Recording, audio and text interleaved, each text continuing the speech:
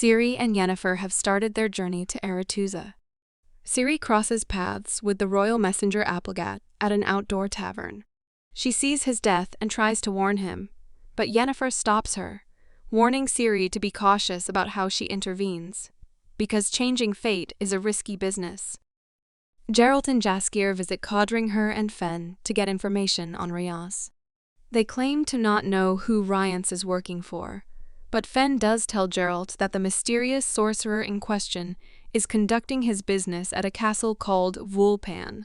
Before leaving, they make a remark about Geralt's elder blood princess, and inform him that Istred has arrived to look for her.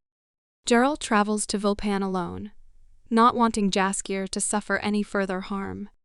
Elsewhere, Yennefer and Ciri pay a visit to the sorceress Keira Metz, in search of a portal to Aretuza. While they are there, a gruff man enters with a prisoner on his arm. Ciri sees him being brutally murdered, and cuts him free, enraging the man, who we later learn works for the powerful businessman Hovenagel. Yennefer is forced to kill the man so he doesn't murder Ciri. Keira tells Yennefer that if she doesn't want to end up dead, they better run, and then Keira takes a portal and escapes. Once out of the village, Yennefer teaches Ciri the value of discretion over valor. Ciri aspires to be a judicial ruler who helps people regardless of the consequences. However, Yennefer informs her that as a result of her actions, countless people will die in order for Hovenagel to recoup his losses. Ciri is frustrated that she can see the future but cannot change it. Ciri snarks that Yennefer doesn't understand because she can change anything with her magic. Of course, Yennefer knows full well and decides to take a detour so she can show Ciri where she came from.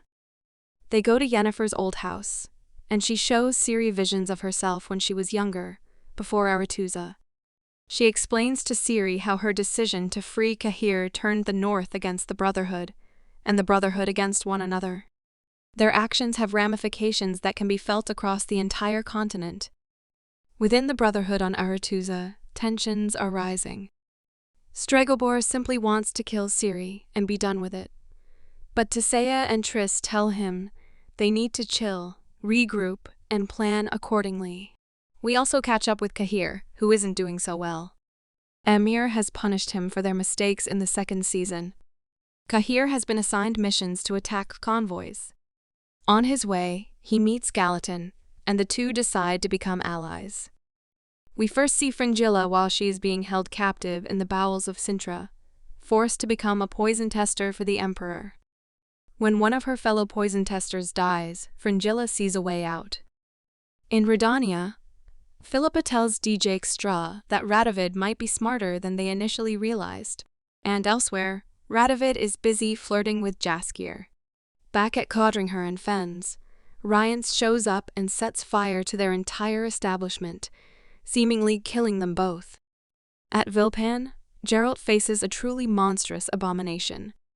It's a massive, fleshy monster made up of tormented young girls' bodies. Taryn, a young, ashen-haired female who looks suspiciously like Ciri, is the sole survivor. Geralt rescues Taryn and takes her with him after slaughtering the creature. She introduces herself as Ciri. Thanks for watching.